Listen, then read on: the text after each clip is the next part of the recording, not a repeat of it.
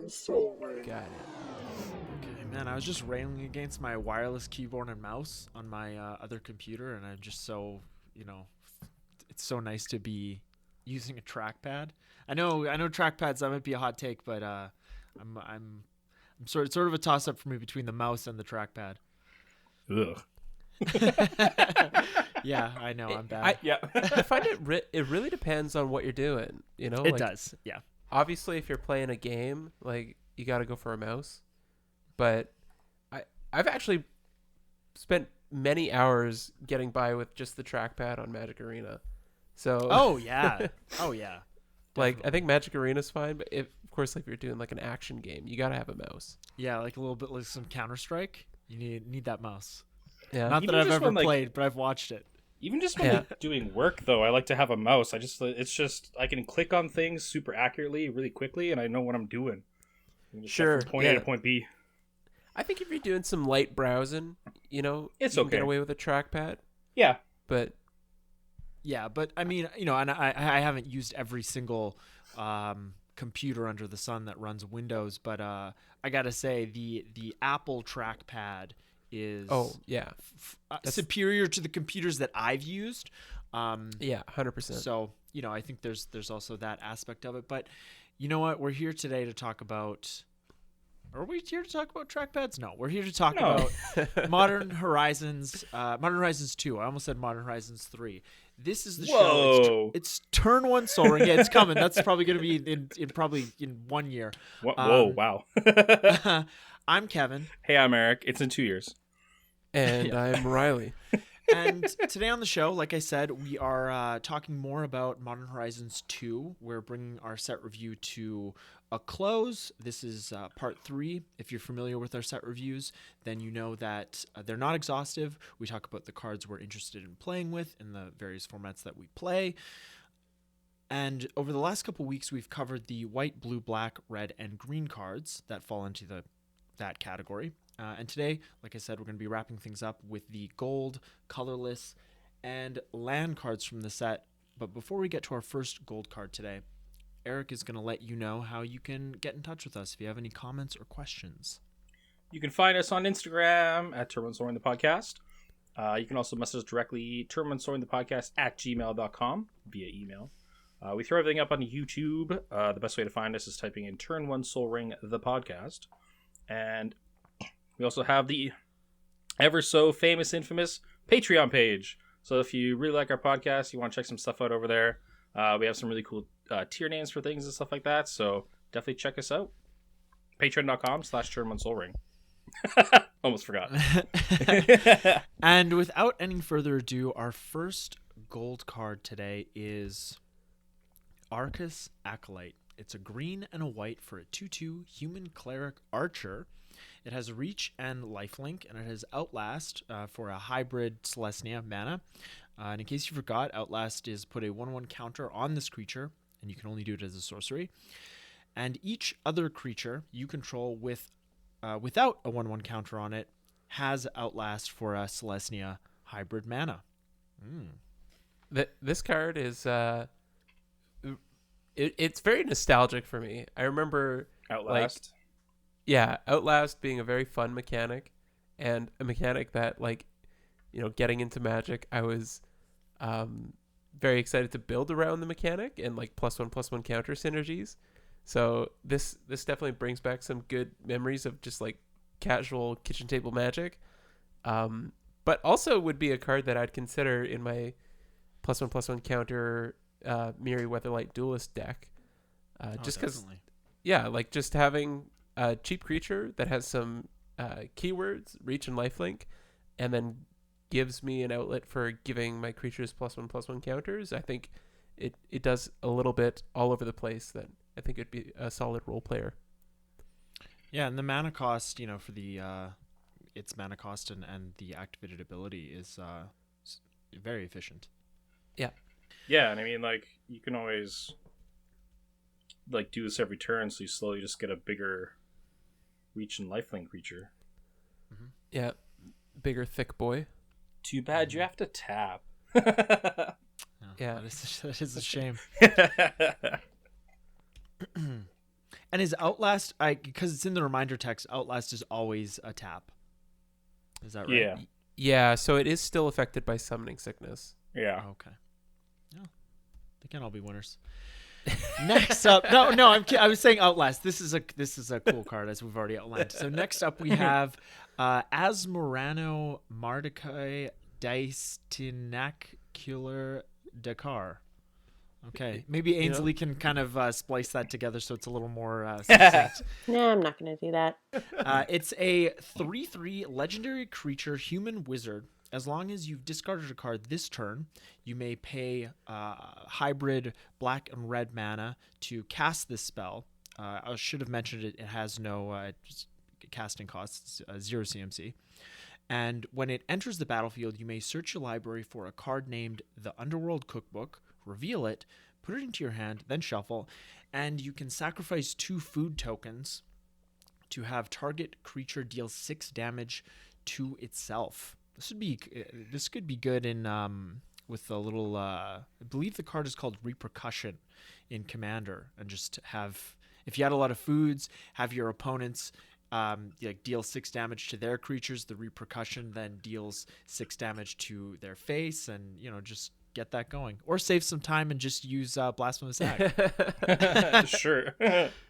This is pretty fun. Like I like the idea of building around like this theme of self-discard, and they give us a commander or a legendary creature to potentially build around. Of course, there's other options out there as well, but I think this is pretty fun and a nice ability to boot. Like having some removal for turning your foods into removal is kind of a nice ability. Yeah, and then like we will go over the Underworld Cookbook itself later, and like it's a decent card as well. Like this is kind of a fun commander to kind of build around. Oh, and before we move on to the next card, Repercussion is it's expensive. It's 1 and 2 red for an enchantment. Whenever a creature is dealt damage, Repercussion deals that much damage to that creature's controller. Just in case anybody's wondering. Yo, Urza's Destiny. Yeah, it's pricey, but it's in the it's in the crosshair for a reprint, just like everything that's not on the reserve list. Yeah. All right, next up we have Karth the Lion. It's 2 black-green for a 3/5 legendary human warrior.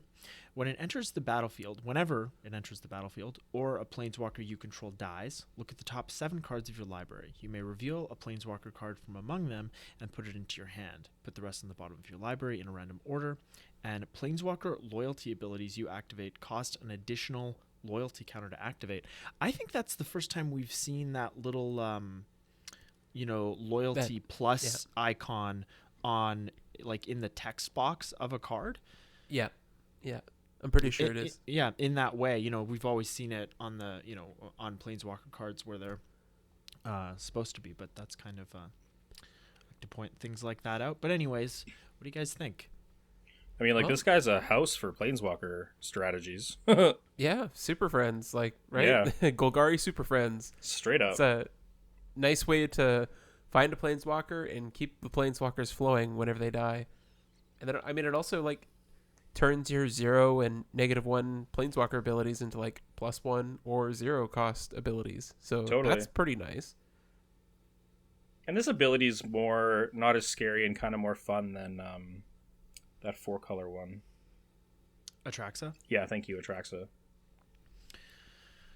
What is that? I think there's a subtitle there, but I can't remember what it is. I guess it's got a similar type of effect as Atraxa, right? Because, like, I mean, you could argue that, like, Proliferate and this additional +1 to activate Planeswalker abilities, like, that it's the same leaves thing. you with a similar type of effect, right? Yeah, but you're not in 4 colors. Yeah. Yeah, this is definitely a little bit more focused on the Planeswalker theme. Yeah. And then you don't have this house of a creature that has, like, every keyword possible. Yeah, she's got a font. That's right. Yeah. Yeah, she's just a house in herself. Yeah. Yeah.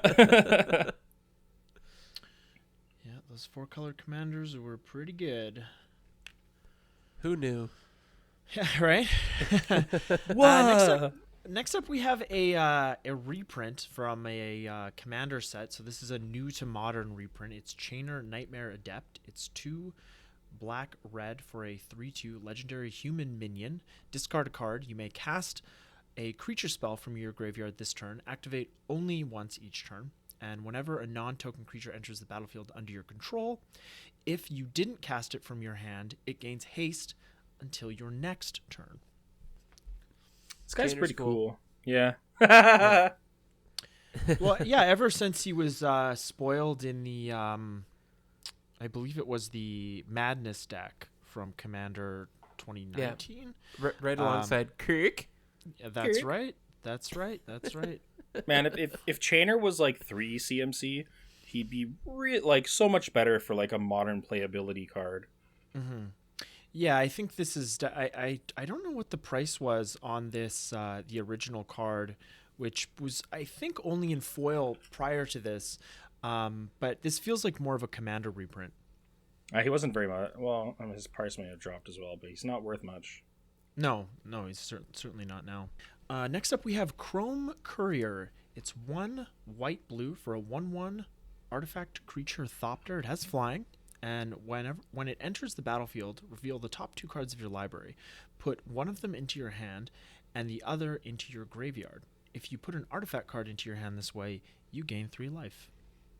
Ooh, That's pretty cool. yeah. I mean, like 3 mana for a 1/1 is a little. But yeah, like if you're just digging through your deck for some artifacts, that's just like some. If you're in an artifact based deck, that's like some incidental life gain for you, and you're digging deeper. Yeah, and you're in the colors of Blink, so you could definitely get some repeated value Yeah. off of this if you have the very simple engine set up to do so. Hell yeah.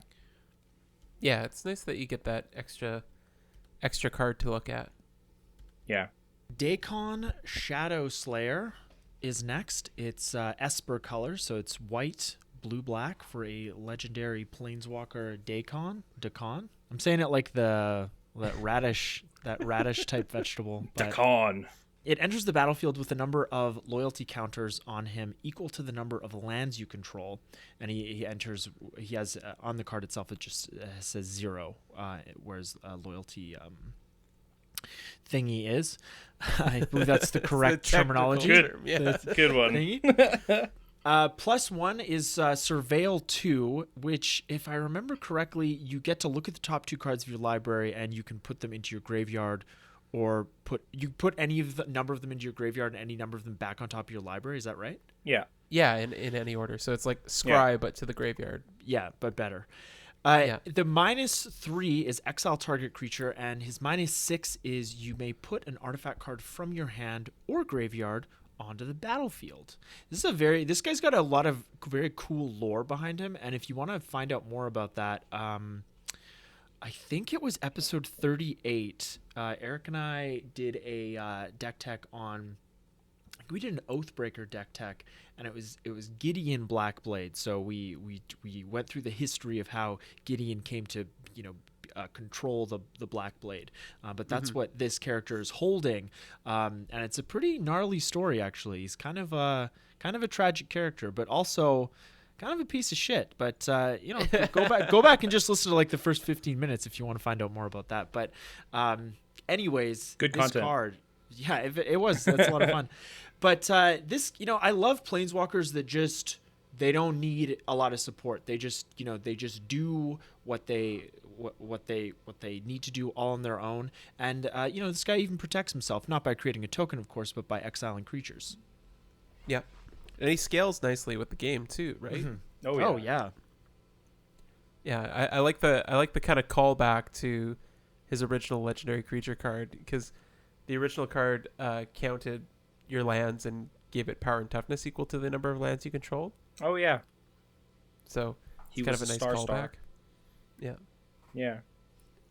And like, yeah, so like later in the game, you have a nice juicy piece in your graveyard. You can just get that back right away.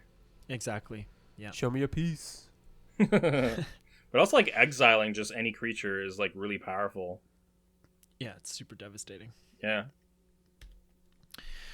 Aethersworn Sphinx is next. It's 7 white-blue for a 4/4 artifact Sphinx. It has affinity for artifacts, flying, and cascade. Oh man. Nice. Get that cascade. Affinity for something and cascade is It seems very, very That's good. like chef's kiss. No kidding. That is fantastic. Oh yeah, like casting this for 2 mana and then like ripping like an 8 drop. That's some good feels. Yeah, No I mean, kidding. like, I mean, I'd be happy in a scenario where you're paying like 4 mana for a 4/4 flyer that cascades into, potentially like a 7/8 drop. You know, like that. That sounds like a really fun time. Mhm. Yeah, like just get yourself for even like a Mycosynth Lattice or Ugh. Battle Ball. Garth One Eye is next. It's Wooburg, white, blue, black, red, green for a 5/5 legendary human wizard. It has an activated ability. Tap, choose a card name that hasn't been chosen from among Disenchant, Brain Geyser, Terror, Shivan Dragon, Regrowth, and Black Lotus. Create a copy of the card with the chosen name. You may cast the copy. I've seen a lot of memes around this card. You know, like I think it's. Is it Drake or is it? I think it's Drake where he's doing like the no hands. He's in the orange jacket. Yeah. And then the point is that's Drake, right? I think so, yeah. I sound like my mom. But you know, it's and the meme is like it's like reprinting or it's like spending thousands of dollars on reserve list cards, and he's doing the no hands, and then it's like creating tokens of reserve list cards, and he's on board for that. And rereading this again after seeing all the memes, only 2 of these are actually reserve list cards, like Brain Geyser and Black Lotus. The rest of them you can get for pretty reasonable prices. Actually, Regrowth was reprinted in MH1. It is nice to see Black Lotus and Shivan Dragon printed on the same card, though. Yeah, it's cool. Oh yeah. I just love that we're keeping true to the Power 9. But I mean, this guy can do some work. Because obviously every single time you like have to recast him, even if you just blink him in some way, you're able to like choose those modes again. Right, because it's a different permanent. Yeah. So you start back at square one. I thought that too when I was first reading this card. And you are in the colors of Blink. Yeah, I mean you're in every color, so I hope so. But it's nice to have like that kind of Swiss Army knife in the command zone, even if you still have to jump through a few hoops of getting him onto the battlefield and tapping him when he doesn't have summoning sickness, or like giving him haste or something of the sort. Yeah, you're definitely gonna want haste enablers in this guy. But man, just like imagine paying a total of 11 mana to get like 2 5/5s, one with flying and fire breathing. Yeah. Yeah. And you gave this guy haste somehow, so the one has haste. General, let me do that again. General Ferris Rockerick. It's 1 red-white for a 3/1 legendary human soldier. It has hexproof from monocolored. Sounds vaguely racist. And whenever you cast a multicolored spell, create a 4/4 red and white golem artifact creature token. This guy's super good. Yeah. Like for 3 mana you're getting cool. a 3/1. Yeah. And then like a lot of removal is monocolored, so you just can't target him. And then if you have multicolored spells, you're making 4/4s, which is nothing to shy at. Yep. Multicolor matters. Yeah. Yeah. pretty cool. Since we are recording this after the set's kind of been released, this guy's already shown up in Niv to Light. I think it's a really strong piece for that deck. So. Oh yeah, that makes a lot of sense. Yeah. No kidding. Next up, we have another Planeswalker, Gaedrone Dihada. She is 1 blue, black, red for a 4 loyalty legendary Planeswalker, Dihada. What did they do with the last? They went with the last name. That's interesting. Protection from permanents with corruption counters on them. That's her static ability. Her +1 is each opponent loses 2 life and you gain 2 life. Put a corruption counter on up to 1 other target creature or Planeswalker. Her -3 is gain control of target creature or planeswalker until end of turn. Untap it and put a corruption counter on it. It gains haste until end of turn. And her -7 is gain control of each permanent with a corruption counter on it. She's also tied into the Daikon Blackblade stuff. She's actually the go back and check out episode 38 if you want to know more. Anyways, this is taking me back. She's pretty cool. I really like this design. Yeah, this design is really nice. I do like this card. Grixis. I like the idea of a planeswalker protecting itself from creatures without the use of like creatures or permanent removal, you know? Yeah. It's pretty cool. So you get that little drain ability that kind of takes one creature out of the mix, and then you've got that treachery ability that also takes the creature out of the mix, and then and can take planeswalkers. That's so nuts. Oh yeah, because it is just permanence, eh? Man, imagine gain control of target creature or planeswalker. Planeswalker, yeah. So you could just take it and then, boom, take it. I mean, maybe not take it down to 0, but in a lot of cases you may be able to do that. Now hear me out. Her static ability gives her protection from permanents with corruption counters on them. Mm-hmm. So you take those corruption counters that are on creatures and planeswalkers, and you move them to lands. Or a goblin bombardment. Yeah, enchantments. There you go. It sounds like it could work. Sounds like it might be unnecessary. Marianne, because is there even cards that move counters in those colors? Isn't it like usually green? I feel like there's got to be some way. I'm sure there's something in blue. I would imagine. I can't think of anything, but it's possible. We'll have to do some research. It's possible. So I believe this is our last planeswalker today. It's Greased the Hunger Tide. And it's 1 black-green for a 3 loyalty legendary planeswalker Grist. As long as Grist the Hunger Tide isn't on the battlefield, it's a 1/1 insect creature in addition to its other types. A lot of good memes around that particular line of text. +1, create a 1/1 black and green insect creature token. Then mill a card. If an insect card was milled this way, put a loyalty counter on Grist and repeat this process. Its -2 is you may sacrifice a creature. When you do, destroy target creature or planeswalker. And its -5 is each opponent loses life equal to the number of creature cards in your graveyard. Whew, I'm glad it didn't say their graveyard. What the hell? Definitely, like, that can end games right there easily. Oh, definitely. Yeah. Finally, a really good insect commander. Yeah, because it is a creature in the command zone, right? That's right. Well, it's a creature if it isn't on the battlefield. Yeah. So any tutors like Worldly Tutor or like Eladamri's Call, Green Sun Zenith, you're gonna be able to you're gonna be able to pull it out, get after it, whip it out. That's right. Which is super cool. Great design. Yeah, like how there's like an insect in his like text box too. Just in between the text and the CMC. Yeah. Lonus Cryptozoologist is next. It's green-blue for a 1/2 legendary Snake Elf Scout. Whenever another non-token creature enters the battlefield under your control, investigate. That's when you create a clue token. And you can tap it to sacrifice X clues. Target opponent reveals the top X cards of their library. You may put a non-land permanent card with mana value X or less from among them onto the battlefield under your control. That player puts the rest on the bottom of their library in a random order. I love it. Seems like a really a fair card. Like it. Yeah. I mean, I don't really care for the card. Like this isn't a card I would probably play with, but I like that it's stealing things, but it's doing it in a seemingly fair way.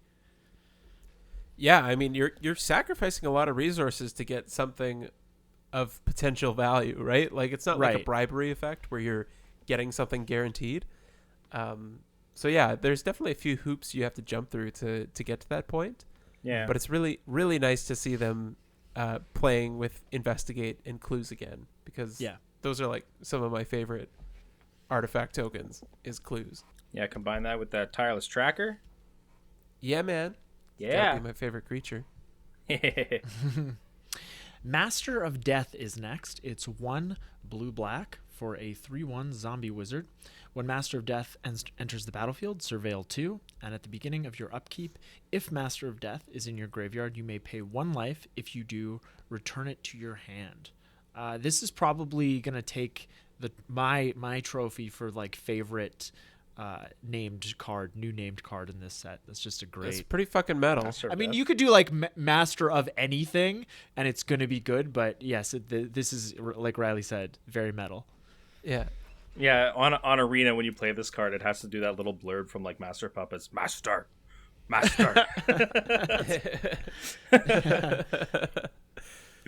It's nice to see that little squee-esque ability, right, where it just comes back to your hand.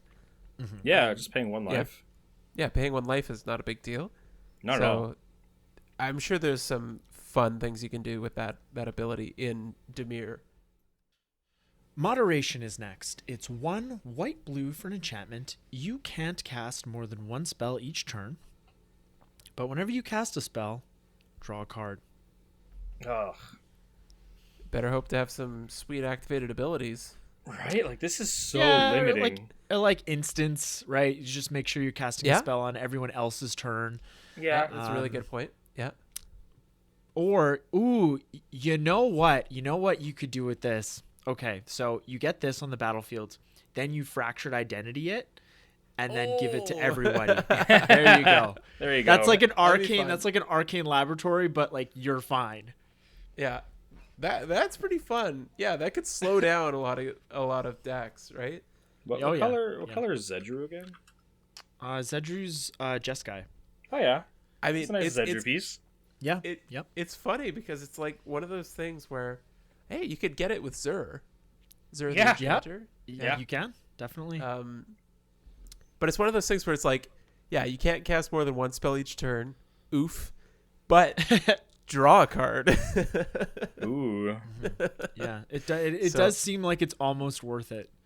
Yeah. Yeah. I'd try it out. I'd see how it plays out. Mm-hmm. Yeah. Next up, we have another new to Modern reprint. It's Mirari's, isn't it? Yep. Yeah. Okay. I'm thinking of the From the Vault because that's when they used this art for the first time, I believe. Anyways, it's Mirari's Wake. It's 3 green-white for an enchantment. Creatures you control get +1/+1, and whenever you tap a land for mana, add 1 mana of any type that land produced to your mana pool. Classic mana doubler. That doesn't need to have that Anthem effect, but it's great. If you've ever played with this card, it's been around for a while, since Judgment. You know how good it is. Yep, it is very good, very, very good. Yeah, I mean, like, it's a slight bonus as well to have an Anthem effect on your friggin' mana doubler. It's like, okay, totally, yeah. And a lot of mana doublers, like the ones that are one-sided are. They don't seem to print them at 5 mana very often, so it's offset by it being 2 colors, but I've run this card in Slivers, I've run it in Enchantress, I've run it in decks that just can support these colors, and it always shines. Yeah, I mean, it doubles your mana. Yeah, right? Come on. Next up, we have Piru the Volatile. It's 2 double red, double white, double black for a 7/7 legendary Elder Dragon. It has flying and lifelink, and at the beginning of your upkeep, sacrifice Piru the Volatile unless you pay a red, white, and black. And when it dies, it deals 7 damage to each non-legendary creature. Wow. I love it. Like, bringing back the OG Elder Dragon design. Yeah. That's pretty cool. And he's even got 7 power, 7 toughness. Yeah. I think it should have haste, though. I don't know. Yeah. It's pretty cool. Lower, I throw a double strike on there, too. I don't know, doubles. Like, because like you guys are spoiled. But it's friggin' red, white, and black. We have flying for white, or flying. White's lifelink, black is flying. Give red something. Haste. Yeah, could throw a third Red keyword is ability giving on you there. deal 7 damage to each non-legendary creature when it dies. That's No, what that's Red's like- giving you. It's like all three combined. Come on. And this could just be a great way. I mean, It's not good enough. This could be a great way to just get back in the game, like just using it as a board wipe, right? Like just on upkeep, you don't pay, and then you gain all that life from all that damage done to. Assuming there's a lot of non-legendary creatures on the board, but that could just be a great way to beef up your life total.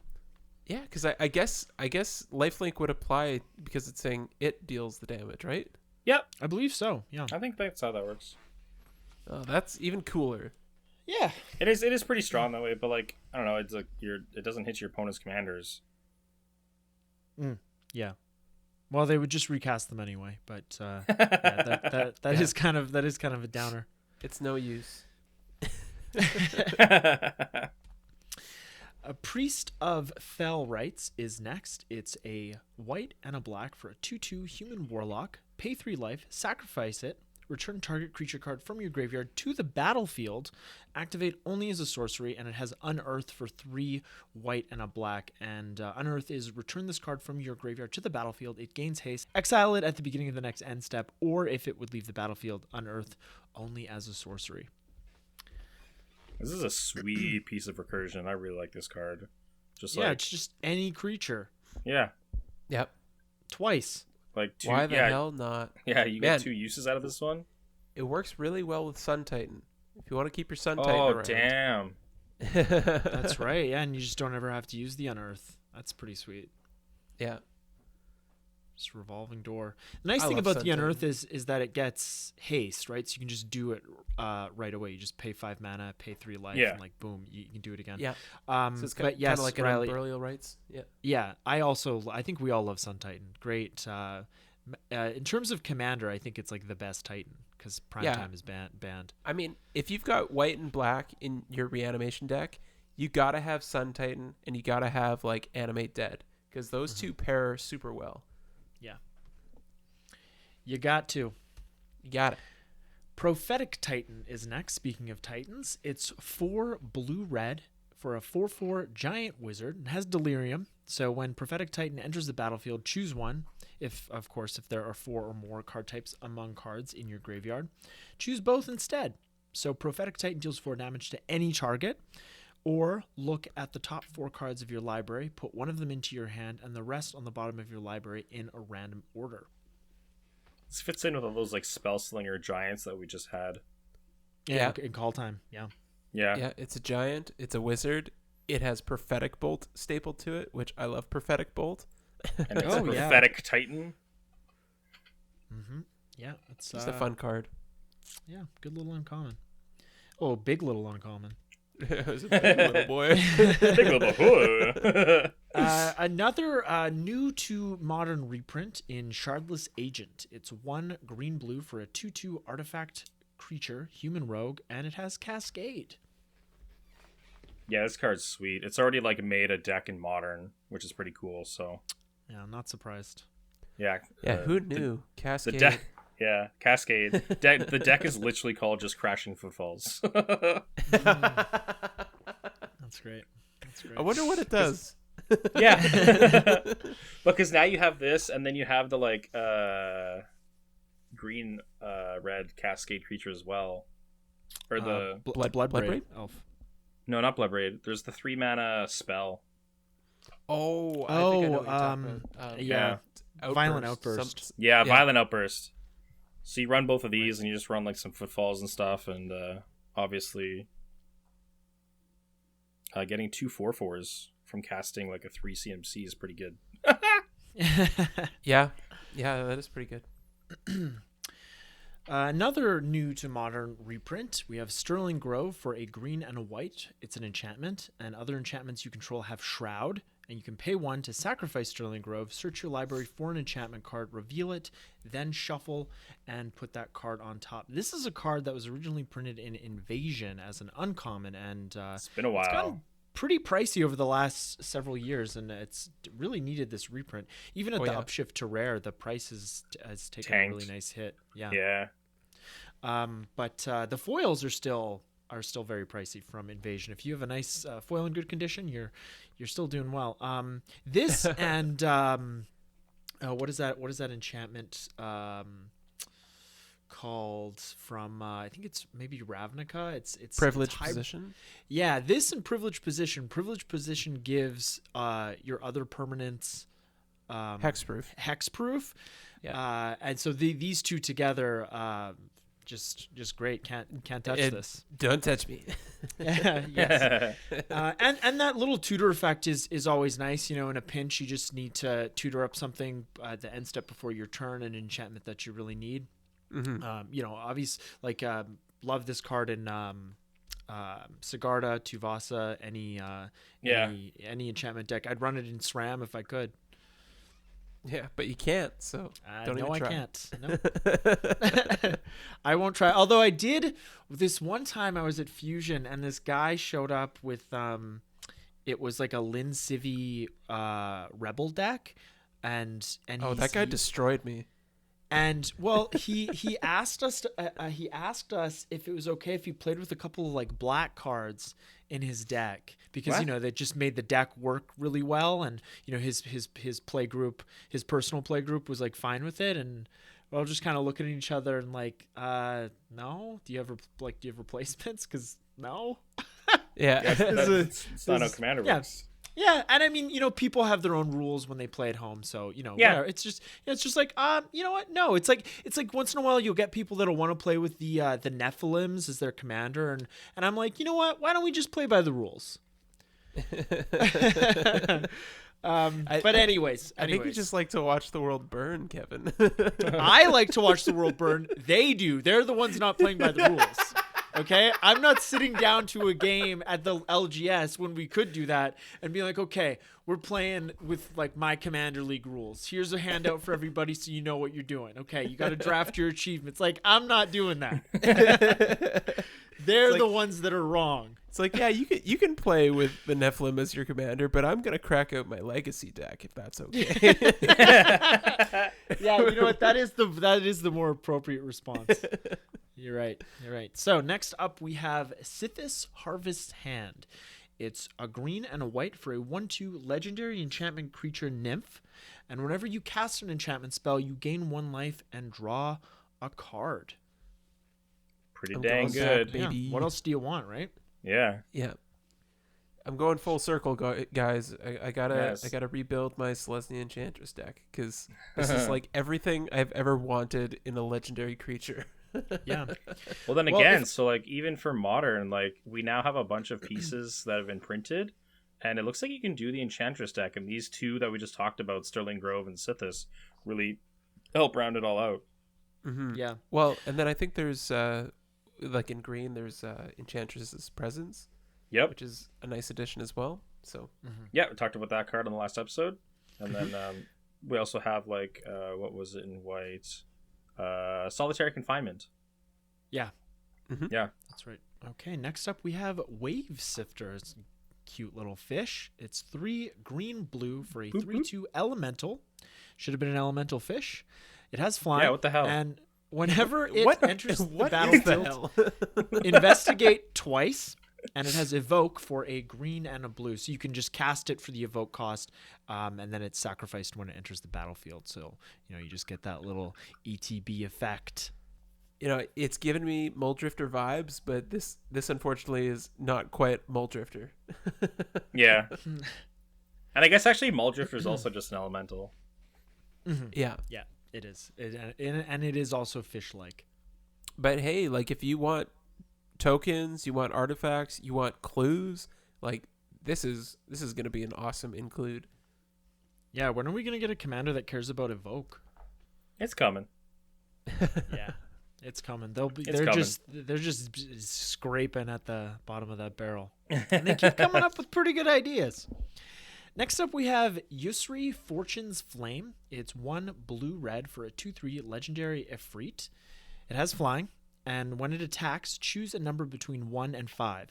Flip that many coins. For each flip you win, draw a card. For each flip you lose, Yusri deals 2 damage to you. If you won 5 flips this way, you may cast spells from your hand this turn without paying their mana cost. You get like an omniscience effect if you somehow win all 5 flips. Wow. So you're saying there's a chance? There's a chance. I say There's go a for chance it. to get omniscience. Yeah, 5 every time. Riley, you're only at 5 life. 5 every time. And then I'm just over on my side of the table cheating omniscience into play. You're like, this is how you do it. Academy Manufacturer is next. It's 3 mana for a 1/3 artifact creature assembly worker. If you would create a clue, food, or treasure token, instead create 1 of each. Hell yeah. We're also leaving gold, and we're into the artifacts. That's right. Thank you, Eric. Yeah. Hell yeah. Yeah, this card's nuts. This card is so fun. Yeah. There's a ton of value for 3 mana. If you're, I- if that's what you're already doing, and like you don't even need to be creating the other 2 tokens, right? Like maybe you just have a treasure heavy deck or a clue heavy deck. You know, it's just extra gas, extra mana sinks. This would be great for Brutaclad. Like just getting those 2 extra tokens. Oh yeah, turning them into some like beefy artifact token at combat. Yeah, Hell yeah. I have nightmares about that deck. And then also, if like anyone really liked the Riley's Galazeth deck, you slot this one right into Galazeth because then it just makes so much mana. We're gonna have to go back and add that to the honorable mentions retroactively. Yeah. Okay, Brainstone is next. It's 1 mana for an artifact. Pay 2, tap, sacrifice Brainstone, draw 3 cards, then put 2 cards from your hand on top of your library in any order. So if Brainstorm wasn't enough, here's this card. Yay, Brainstorm for 3. I mean, it's an egg, right? Yes, It yes, is. It is. It's So, a and it's a good and if you don't consider it, you know, in the same arena as Brainstorm, It's it is still good. It's a good egg. Yeah, it is a good egg. Yeah, for sure. Dermo Taxi is next. It's 2 mana for Both me and Riley just laughed. it's 2 mana for an artifact vehicle. It has imprint. So as it enters the battlefield, exile a creature card from a graveyard. Tap 2 untapped creatures you control until end of turn. Dermo Taxi becomes a copy of the imprinted card, except it's a vehicle artifact in addition to its other types. This artwork is something else. It's so much something else. It's great. I don't even Alligator know. or whatever it is trying to get it. It's just chomping at the wheels. Oh, better go. Yeah, a little lizard scurrying out of the way. Like beep beep. I don't even know what to say about this card. This is just ridiculous. Yeah, it is. Yeah. I mean, it's super sweet for 2 mana. You get to just nix a creature from an opponent's graveyard, right? So if it's something that keeps coming back or look whatever, it's just nice. Like you always want to see from a graveyard. But it's also sweet that it has like the abilities. So like if you get like a Lord of Extinction or something, you could end up having like a real big artifact vehicle. Yeah, it's really given me like what's that artifact that imprint? It's like 6 mana. Duplicant? Exiles duplicates. Give me like duplicant vibes. Yeah. Love duplicant. Great piece of colorless removal. Duplicant. Oh yeah, I love Duplicant. All right, Diamond Lion is next. It's 2 mana for an artifact creature cat. It's a 2/2, and you can tap to discard your entire hand, sacrifice it, and add 3 mana of any 1 color to your mana pool. Activate only as an instant, so you can't do it on one of your main phases. I'm kidding.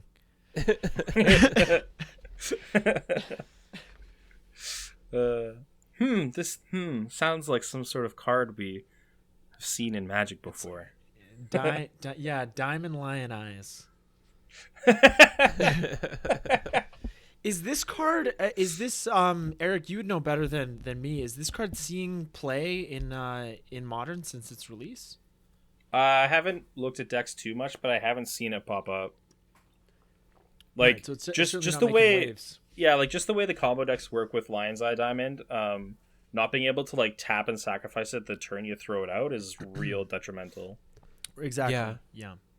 Yeah, never mind the fact that Lion's Eye Diamond is 0 mana too. Yeah, and this is 2 mana, and Yeah, it's a creature. so- Like, it's a cool callback, but in every single way, this card is just not good. Well, it's funny. It's funny that you say that because people thought that Lion's Eye Diamond wasn't good when it was printed. They did that was the That- buzz. That is very true. Yeah. Yeah, so- Maybe someone will find something good to do with this. Yeah, and Yeah, I there's think always this a definitely has like an application in I could see trying this in like an artifact recursion deck in Commander, right? Especially if Yeah. it's probably going to be red, so like it's not that hard to give all your creatures haste. There's so many hoops to jump through. I I could mean, see it's that. an easy way Yeah, to but get I mean, in Hellbent. those decks, like you're already doing that Yeah. anyway. Yeah. So I think I could see. I would definitely try this out in like a Duretti deck or maybe that new the new Lorehold Face Commander from the Strixhaven Commander deck. Yeah, like definitely for Commander, like if you want an LED, like this is a much cheaper option. Oh yeah. And if you just want the real thing or a cheaper option, just write LED on a post-it and put it on a basic land, slide it into a sleeve. Just That reminds works me of the we have blank at home meme. It's like, Mom, can we get LED? We have LED at home. Oh man. Cauldra Complete is next. It's 7 mana for a legendary artifact equipment. It has living weapons, so when it comes into play, you create a 0/0 germ token and attach this equipment to it. It has indestructible, and equipped creature gets +5/+5 and has first strike, trample, indestructible, haste, and whenever this creature deals combat damage to a creature, exile that creature, and the equip cost is 7. It's nice to see that spelling of complete, that Phyrexian style. That's the really Hell nice yeah. touch. It's good. Yeah, super cool. Yeah, that 0/0 germ isn't going to be sweating, that's for sure. Man, it's so nice to get like a Cauldra card that you don't have to jump through so many freaking hoops to I get. know. It's like assembling Exodia, that first Yeah. cycle. Yeah. I'm just thinking of a few decks like obviously I don't think this would be like a SRAM card unless you think you can reliably generate 7 mana. But Maybe if I want to use the germ as like a secondary commander if SRAM becomes too expensive. yeah. But like Balan Wandering Knight would be a good fit. Or Bruna Light of Alabaster would be a good fit because she would just bring this out onto the battlefield as soon as she attacks, right? Right. And then just attach to her, and then bam, she's like got +5/+5, first strike, trample, indestructible, haste, and if she touches something, exile it. Yeah, that would be pretty. Balan would be a really good fit because his activated ability is it just 1 and a white. Yeah, 1 and a white, and you can attach any number of equipment you control to him. Yeah, I was gonna say also like if you have like a Stoneforge Mystic in your deck. Yeah, Oh yeah. yeah, so for sure. Yeah, Yeah, you nice can- way to cheat it in. cheat it into play and then have some free equip stuff. Like you can really just get going. Mm-hmm. Yeah, and I think like that's where this card is really going to shine. Like you don't want to be paying 14 mana to equip this, of course. No. Unless you have some kind of like Rings of Bright Earth, Basalt Monolith thing going on, and if you're doing that, I think you have better Oh, there you options go. for winning. Yeah, infinite mana or aside cheating from it. equipping. Yeah, but maybe it's just like, you know what? I just need a lot of colorless mana. I just want to have fun. I want to do this fairly, and yeah, great. I mean, Rings of Bright Earth is cheaper than it's been in years. Okay, next up we have Liquimetal Torque. It's 2 mana for an artifact that doesn't come into play tapped. It taps for a colorless mana. And, well, I got to point that out. This is a sweet mana rock. Yeah, and it's it has an fantastic. activated ability to tap. Target non-land permanent becomes an artifact in addition to its other types until end of turn. So this is a callback to Liquimetal Coating, which is another great artifact, which is 2 mana, and its target permanent becomes an artifact in addition to its other types until end of turn. Great card in Memnarch, for example, when you want to be stealing everybody's artifacts. Yeah. But this is, like, more importantly, this is a fantastic mana rock. It's 2 mana, it doesn't come into play tapped, and it taps for 1 mana. Decks like Kozilek or decks like that are really hungry for colorless mana. This card is perfect for those decks. And the secondary ability, that comes in handy. Maybe you have like a Tower of the Magistrate thing going on, and you keep giving stuff protection from artifacts. I don't know. Whatever you do. Yep.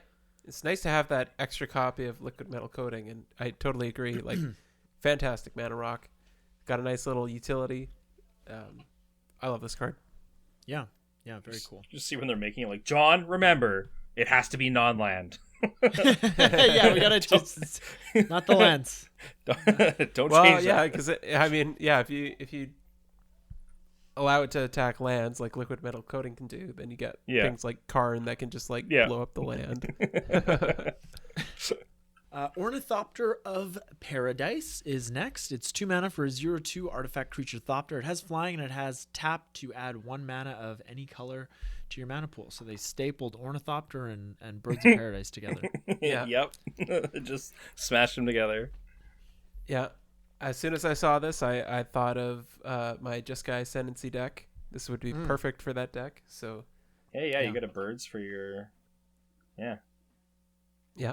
Yeah, like I don't really have a place for this in my collection of decks, but it's definitely a very intriguing card. Like I think it has a lot of application. I love that it's colorless.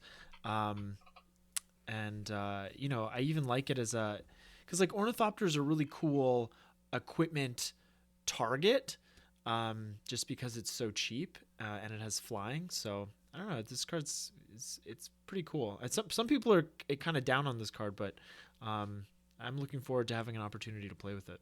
I don't know. It's a Birds of Paradise in like any deck. Exactly. Yeah. That's the way Like to look at at the it, yeah. Next up, we have Scion of Draco. Draco? It's Draco. Thank you. Draco Malfoy? Scion of Draco Malfoy. I think we get to see him at the end of Deathly Hallows Part 2. Or if it's just the book, then it's just Deathly Hallows. Anyways, this Scion of Draco is 12 mana for a 4/4 artifact creature dragon. It has domain, so this spell costs 2 less to cast for each basic land type among lands you control. It has flying, and each creature you control has vigilance if it's white, hexproof if it's blue, lifelink if it's black, first strike if it's red, and trample if it's green. Good old domain.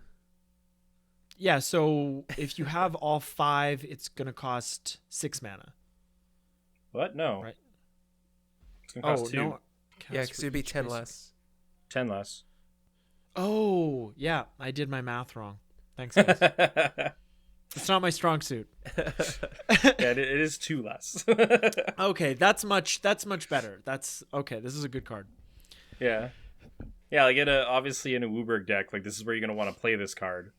And a 4/4 flyer for 2 that gives all your other creatures abilities is pretty sweet. Because obviously, like, if your creatures are multicolored, they get multiple abilities from this guy. So I think this is a real strong card. Mm-hmm. I guess that's why they made it a mythic. Yep. Next up, we have Sojourner's Companion. 7 mana for a 4/4 artifact creature salamander.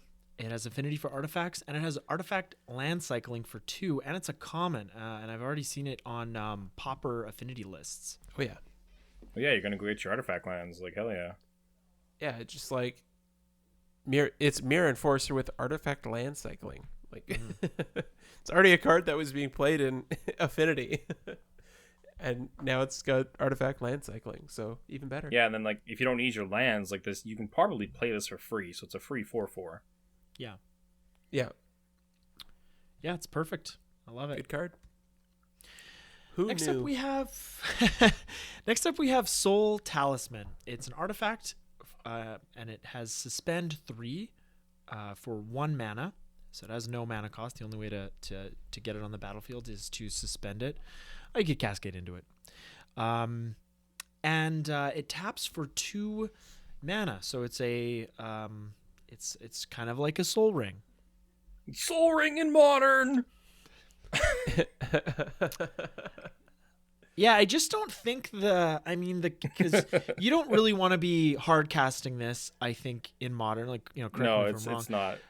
And you don't, and like the Cascade decks don't want more colorless mana. No. So and I mean in Commander, maybe this sees some play, but I mean there are just so many other artifacts that you're gonna want to be able to cast to use the mana, like the one we just talked about, the turn that you draw it. I mean, can you imagine top decking this like late game? Oh yeah, that's not like that's so yeah. I don't feel bad.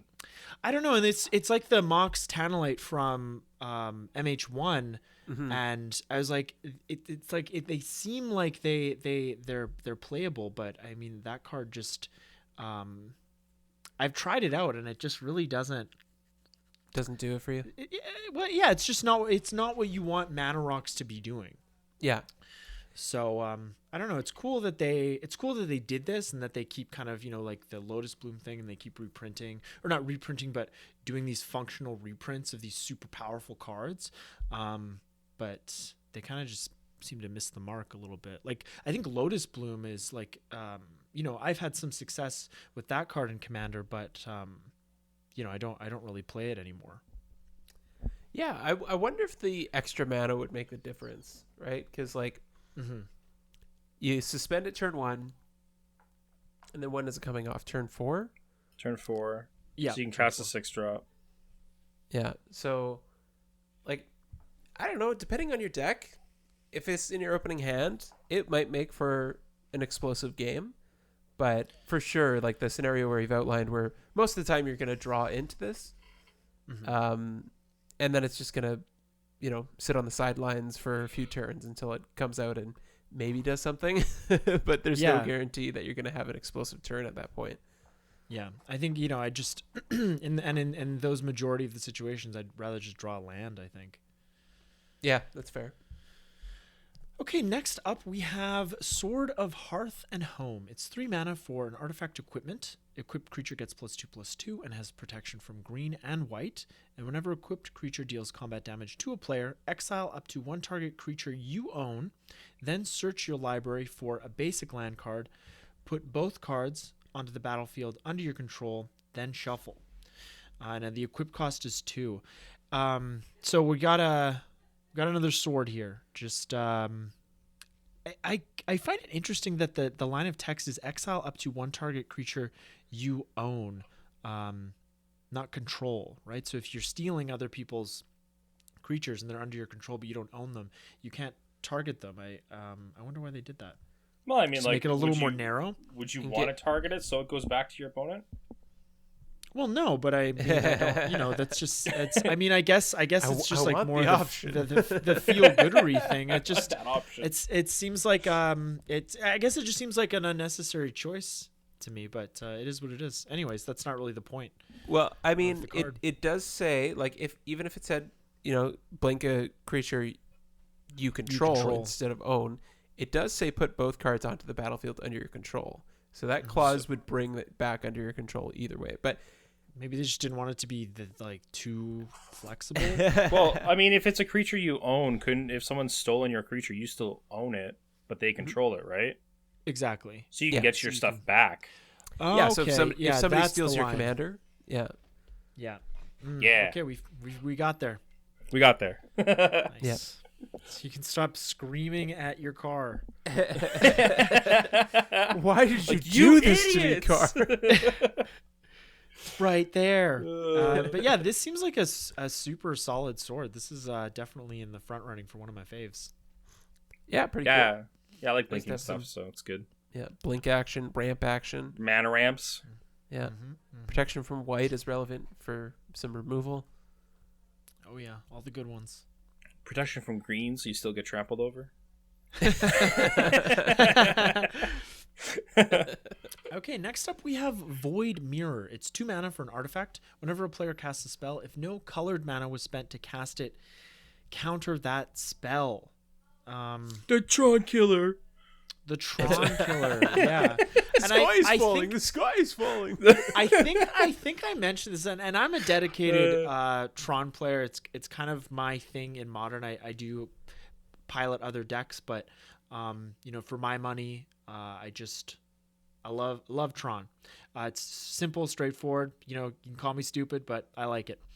And we were talking about in part 1 of this series that that black land removal card that with overload that hits snowlands and lands that could produce colorless mana.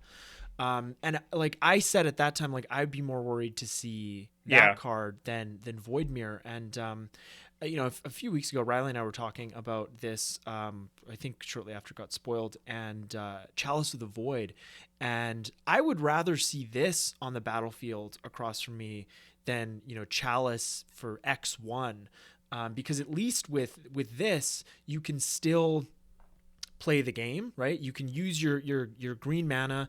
You can use, even Riley mentioned, you can crack your chromatic spheres or stars for green mana so that you can cast your spells, not just as a way to continue to cycle through what you might be doing on that turn. So, though I think this card is devastating. I think it almost hurts, things like Force of Negation or Cascade more than it hurts Tron. Yeah. No, that's a I don't know if this card is gonna see too much sideboard play in Modern unless we have more decks that have free spells that are becoming more prominent. I think that's when this card's gonna show up more. Yeah. I think I'm going to slot it into all of my commander decks just on the off chance that I draw it and Kevin's playing his Kozilek deck. Oh, ouch. Yeah. Well, it goes, goes in every deck. That's good. I would be like, I humbly concede to you, sir. Because I'm done at that point. Just imagine the game sits in my hand and I'm just like, oh, fuck. What have I done? And like, if you're in a play group where you have a friend who really likes Omniscience, like just throw Voidmere in your deck. Oh, yeah. Yeah, that's a good point. Totally. And, Eric, to your point about decks that are casting a lot of free spells becoming more prominent, that potential, it's like you can just Chalice for 0.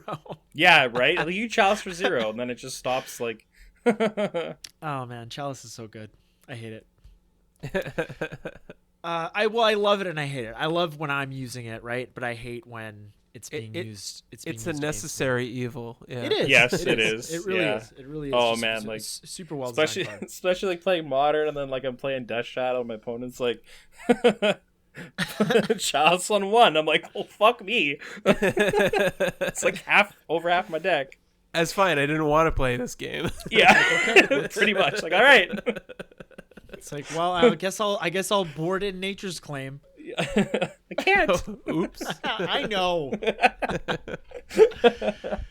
Okay, next up we have Zabaz the Glimmer Wisp. It's 1 mana for a 0/0 legendary artifact creature insect. It has modular 1, and if a modular triggered ability would put 1 or more 1/1 counters on a creature you control, that many +1/+1/+1 counters are put on it instead.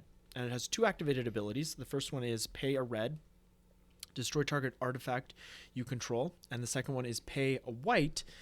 Zabaz the Glimmer Wasp gains flying until end of turn.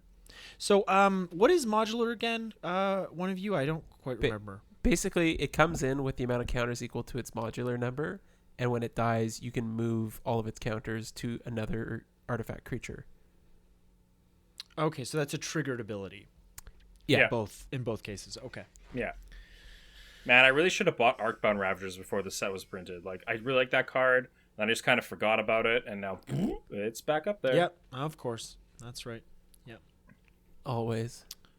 It's just fun to see a legendary creature that cares about modular. It's one of those things that's like, I don't think I'm going to go out of my way to build this deck, but I'm sure there's somebody out there who's pumped about building around modular. Mm-hmm. Yeah, and who doesn't love a 1 mana commander? Exactly. Okay, next up we have another new to Modern reprint. It's Zurin Orb. This card really needed a reprint. It was like $15. It's 0 mana for an artifact. Sacrifice a land. You gain 2 life. Just very simple, very straightforward. Great card. Yep, good in lands. Mm-hmm.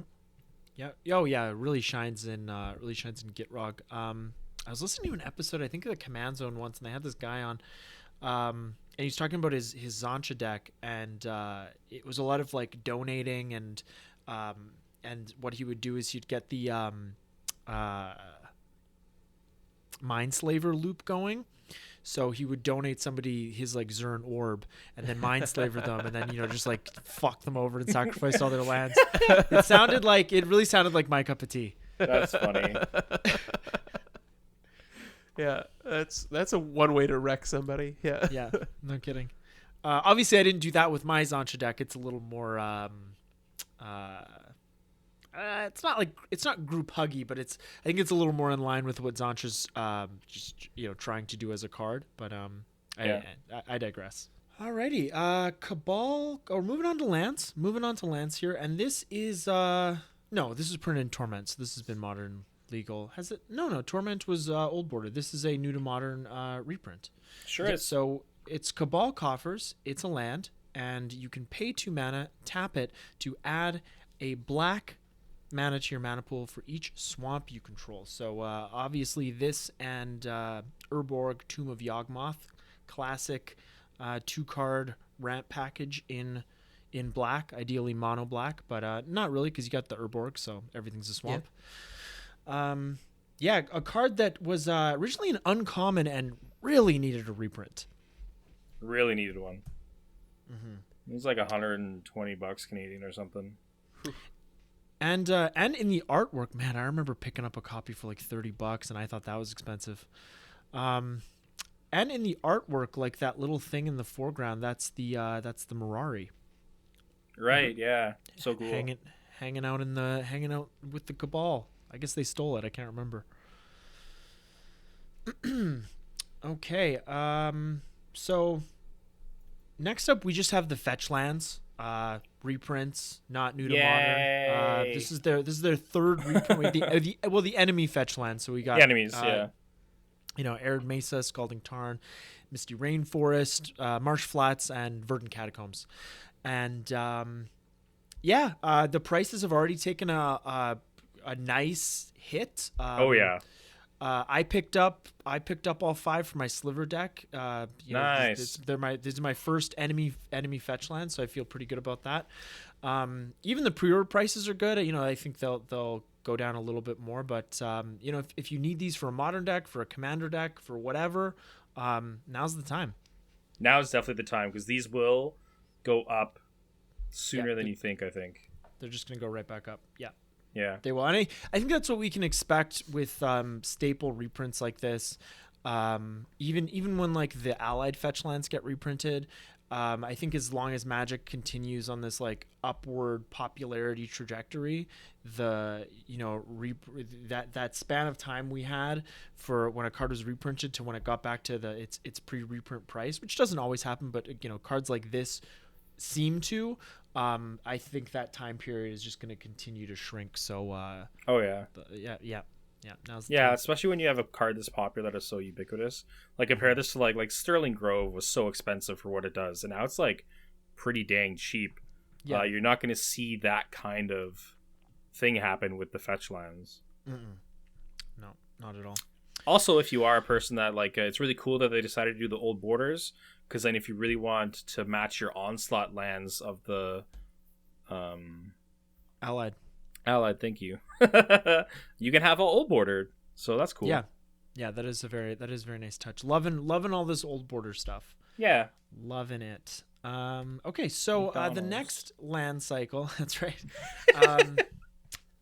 The next land cycle we're going to talk about is the common land. So they gave us a set of 10 artifact lands that tap for each color pair, all 10 color pairs. They enter the battlefield tapped, and they have indestructible. So it's kind of a callback to Darksteel Citadel, but in your artifact decks, these are great. And even not in artifact decks, for a budget dual land option that's also indestructible is nice, because it's like sometimes not that someone's running mass land destruction, but hey, maybe someone turns all your stuff into, maybe they give you a little Jor-El action, turning all your lands into 2/2 creatures, and then maybe somebody wraths.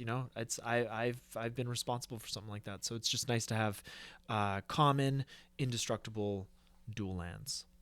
Yeah, and then I mean, like, also you will run into people that like to run Armageddon and stuff like that. So I think these are really good dual lands just because they have the indestructible. I think that's going to matter more than, like gaining 1 life and stuff like that.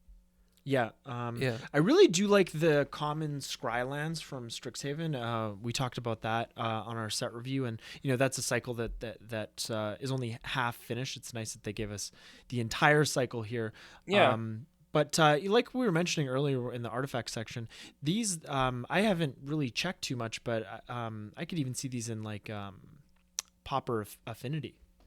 Oh yeah, they've definitely been showing up. Okay, yeah, of course they have. Yeah, because it's like it's just another artifact to add to your artifact count, which is just awesome. And your salamander can go fetch it. That's right. Yeah, there you go. Yeah, I was ever since I saw these, I was mulling around in my head if I should try running these in Brea or not, because like Brea wants more fast mana, and these entering tap does kind of suck. Yeah. So I don't know. Just run an Amulet of Vigor. Problem solved. Okay. It's our penultimate card today. It's Urza's Saga. It's an enchantment land. Ew. And it's a saga as well. It's chapter 1 is it gains tap to add a colorless mana to your mana pool. Its chapter 2 is it gains pay 2, tap, create a 0/0 colorless construct artifact creature token with this creature gets +1/+1 for each artifact you control, and it's +3, chapter 3 rather, is search your library for an artifact card with mana cost 0 or 1, put it onto the battlefield, then shuffle. I can't believe the price of this card, like the pre-order price. It's up there. What is it at? I think it was like close to 50 last time I checked. Ooh, man, that's unfortunate. I really like this card. Yeah, it is pretty pricey because like in Modern, this is actually a pretty decent card. So like if you're doing an artifact deck, and it's nice too that Affinity's coming back. Like on chapter 3, you could, since it's at the beginning of your pre-combat main phase that it triggers, you could still tap this in response to that ability and have it floating, and then go get your Soul Ring or Black Lotus or whatever the hell you want to get that's 0 or 1, and get some mana from that too. Totally. Or you can make a 0/0 that's power and toughness is equal to all your artifacts, and still go get Might another as well. artifact to pump it up. Like, it's pretty dang good. And our last card today is Yavimaya, Cradle of Growth. It's a legendary land, and each land is a forest in addition to its other land types. So we have a forest version of Urborg, Tomb of Yawgmoth. Yeah, like Urborg's pretty good, so Yeah, yep. Why not? I mean, we don't have like a Cabal Coffers for forests, but no. There are a lot of cards that care about forests, whether it's a buff or whether it's creature tokens or power toughness. So oh yeah, There's Nissa who shakes the world. Yeah, forest tapping, mana doubler. Yeah. So there's a lot of applications for this card. All right, everybody. Well, that is gonna do it for our Modern Horizons 2 set review. Next week we're gonna be back. Next week we're getting back on the lore train. So what did we do last? Was it? Yeah, we did Wrath and Storm. Yeah. Last. So we're picking back up with the Weatherlight crew and seeing what they're getting into. But we're gonna bring this episode to a close. If there are any cards that you're excited about, interested in playing with, that we didn't talk about, you can get in touch with us. If you want a quick response, the best way to do it is like Instagram or email. But any of the outlets that Eric outlined at the top of the show. As always, thank you for listening. Thank Thanks for being here with us, and just take it easy until next week. You better. You really have to. You should take it easy. But do it for yourself. Like, come on. Yeah, come on. Life's too short. Do it for me. Yeah, if not for yourself. For Riley. All right. Bye, everybody. See ya. See ya. Squirrels. Wow. Turn one soul ring.